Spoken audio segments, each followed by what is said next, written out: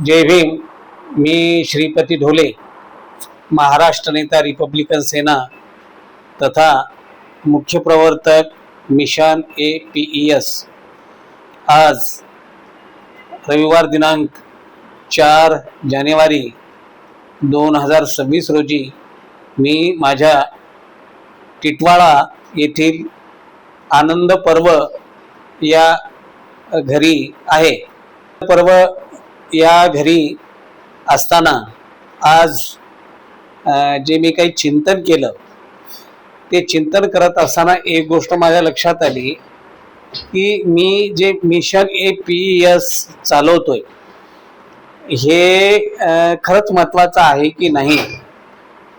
तेव्हा विचार केल्याच्या नंतर माझ्या असं लक्षात आलं की डॉक्टर बाबासाहेब आंबेडकरांनी जी पीपल्स एज्युकेशन सोसायटी स्थापन केली ती फार मोठा उद्देश डोळ्यासमोर ठेवून केलेली आहे. डॉक्टर बाबासाहेब आंबेडकरांना एकीकडे या पीपल्स एज्युकेशन सोसायटीमधून शिकणारा जो विद्यार्थी आहे तो विद्यार्थी सामाजिक जाण आणि भान असलेला निर्माण होईल असं बाबासाहेबांना अपेक्षित होतं.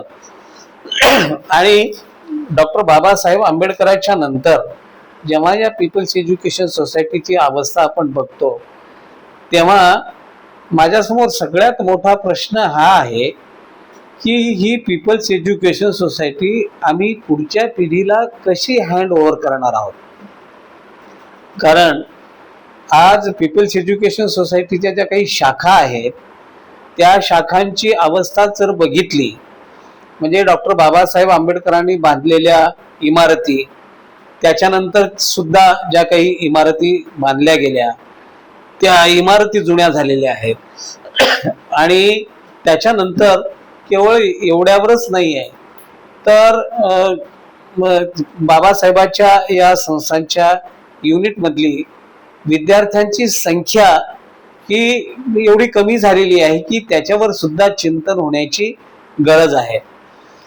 त्याच्यानंतर आणखी एक महत्त्वाचा प्रश्न असा आहे की डॉक्टर बाबासाहेब आंबेडकरांनी स्थापन केलेली ही जी पीपल्स एज्युकेशन सोसायटी आहे आणि या पीपल्स एज्युकेशन सोसायटीचं शेड्यूल्ड 1 जे आहे परिशिष्ट 1, या परिशिष्ट 1 मध्ये पीपल्स एज्युकेशन सोसायटीची जी काही मालमत्ता आहे त्या मालमत्तेची पूर्ण नोंदणी झालेली आहे का, शेड्यूल 1ला ते आहे का. त्याच्यानंतरचा अतिशय महत्त्वाचा प्रश्न की पीपल्स एज्युकेशन सोसायटीच्या ज्या ज्या ठिकाणी जमिनी आहेत त्या जमिनीवरती प्रचंड मोठ्या प्रमाणात अतिक्रमणे झालेली आहेत. ही अतिक्रमणे हटवणं एवढी कठीण गोष्ट आहे की या पिढीनं जर समजा ही अतिक्रमणं हटवली नाही तर पुढच्या पिढीला तर बऱ्याचशा ह्यामधल्या गोष्टी माहीतही असणार नाहीत. मग बाबासाहेबांची पीपल्स एज्युकेशन सोसायटी ही त्या काळामध्ये कशी असणार आहे. आणि म्हणून हे सगळे जे प्रश्न, कारण बाबासाहेबांनी फार मोठ्या उद्देशाने ही संस्था स्थापन केली आहे. बाबासाहेबांनी म्हटलेलं आहे की आधुनिक भारताला जिची नितांत आवश्यकता आहे अशी नैतिक, बौद्धिक, सामाजिक लोकशाही या संपूर्ण भारत देशामध्ये स्थापन करणे हे पीपल्स एज्युकेशन सोसायटी मधून शिकलेल्या विद्यार्थ्यांच्याकडून अपेक्षित आहे. मग समजा ही पीपल्स एज्युकेशन सोसायटीच उद्या जर नष्ट झाली तर बाबासाहेबांचं आधुनिक भारत घडवण्याचं स्वप्न आम्ही कसे साकार करणार आहोत. तेव्हा हे अनेक प्रश्न आहेत.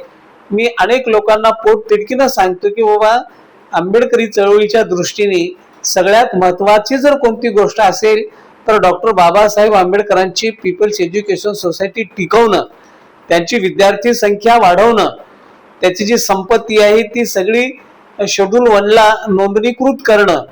म्हणजे अनेक वेळा पीपल्स एज्युकेशन सोसायटी वाचवा असं म्हणत असताना फक्त पीपल्स एज्युकेशन सोसायटीच्या कार्यकारिणीमध्ये, गव्हर्निंग बॉडीमध्ये वाद आहेत एवढाच मुद्दा जास्त स्ट्रेस केला जातो. परंतु जर आता खरं म्हणजे आता जी काही बॉडी अस्तित्वात आहे किंवा जी काही माणसं आहेत, माणसं ही शेवटी मरते असतात आणि संस्था ही म्हणजे हजारो वर्षे टिकणारी असते. केवळ एवढ्या पिढीपुरता हा प्रश्न मर्यादित आहे का? पुढच्या पिढीला ही संस्था जर आपण व्यवस्थित हँड ओव्हर करू शकलो नाही तर मग आपण म्हणजे बाबासाहेबांची चळवळ चालवण्यात अपयशी ठरलो असं होईल. आणि म्हणून आज तरी मला असं वाटतं की पीपल्स एज्युकेशन सोसायटीची चळवळ मिशन APES हे जास्त म्हणजे तीव्र करणं हे गरजेचं आहे.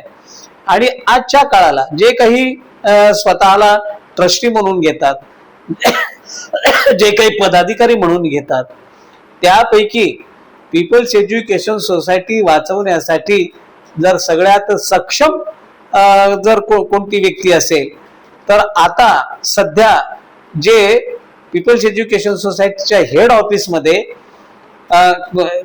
सोसायटीचे चेअरमन म्हणून विराजमान असलेले ऑनरेबल आनंदराज यशवंतराव आंबेडकर साहेब यांच्याशिवाय आजची ही पीपल्स एज्युकेशन सोसायटीची अवस्था कोणीही सुधारू शकत नाही असं माझं स्पष्ट मत आहे.